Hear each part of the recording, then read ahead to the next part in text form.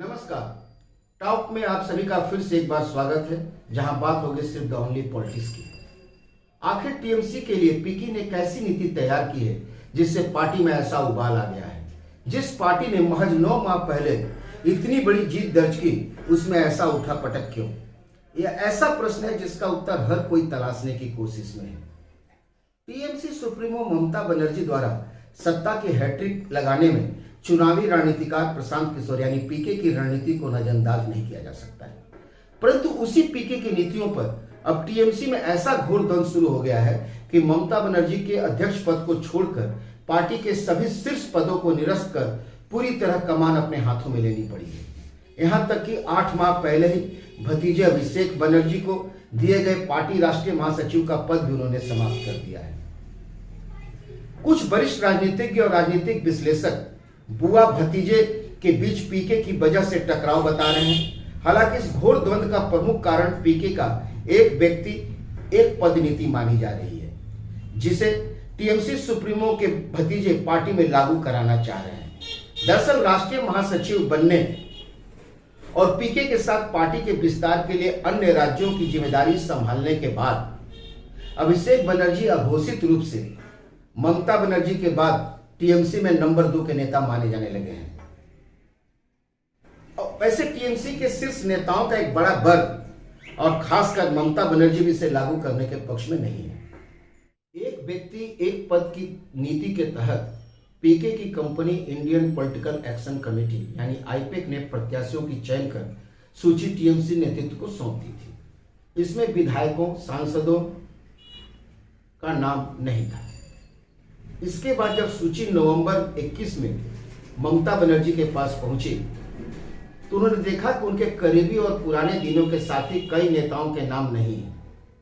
इसके बाद उन्होंने उक्त नीति को न मानते हुए 6 विधायकों और 1 सांसद को निगम चुनाव में प्रत्याशी बना दिया। ये सब जीत भी गए। उसी समय से विवाद की नींव पड़ गई और यह दरार 108 नगर पालिकाओं के चुनाव में प्रत्याशियों की सूची जारी करने के साथ खाई में तब्दील हो गई। हालात यह हो गए कि पहले जो सूची जारी की गई थी उसे देर रात संशोधित करना पड़ा, क्योंकि व्यापक विरोध प्रदर्शन शुरू हो चुका था। इसके बाद ममता बनर्जी के करीबी व कोलकाता के मेयर तथा परिवहन मंत्री फिरहाद हकीम ने इस गड़बड़ी का ठिकरा आईपेक के सर फोड़ दिया। वहीं आईपेक की ओर से कहा गया कि उनका इस सबसे कुछ लेना देना नहीं है। बाद में खबर आई कि जिन 2200 प्रत्याशियों की सूची जारी की गई थी उसमें से अभिषेक बनर्जी के करीबी माने जाने वाले सैकड़ों नाम थे, जिसे बाद की दूसरी सूची में बाहर कर दिया गया। बावजूद इसके अभिषेक बनर्जी के संसदीय क्षेत्र डायमंड हार्बर में 16 उम्मीदवारों ने खुद को टीएमसी प्रत्याशी होने का दावा करते हुए नामांकन पत्र दाखिल कर दिया, लेकिन उनका नाम दूसरी सूची में नहीं था।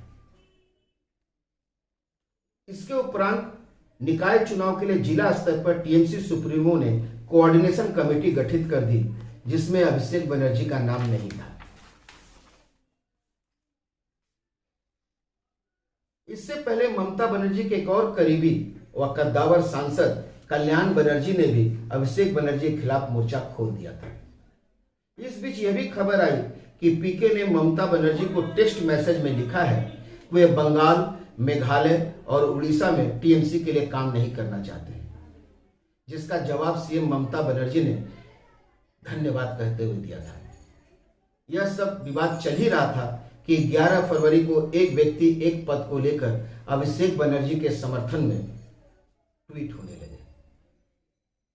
इसके बाद 12 फरवरी को ममता बनर्जी ने आपात बैठक कर सभी शीर्ष पद निरस्त कर दिए और 20 सदस्यीय एक नई राष्ट्रीय कार्य समिति गठित कर दी। इस समिति में पीके को अच्छा बताने वाले वरिष्ठ सांसद सौगत राय और राज्यसभा सांसद डेरेक ओब्रायन को जगह नहीं मिली। बहरहाल हकीकत क्या है?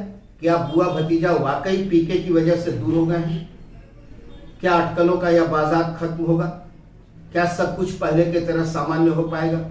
इस तरह के सारे सवालों का जवाब 5 राज्यों के विधानसभा चुनाव परिणाम आने के बाद ही शायद मिल पाएगा। दरअसल गोवा विधानसभा चुनाव की कमान पीके की टीम ही आईपैक के हाथों में ही है। ऐसे में तब तक इंतजार करना ही बेहतर होगा। इंतजार करें तब तक, टॉक में मिलते हैं जब तक।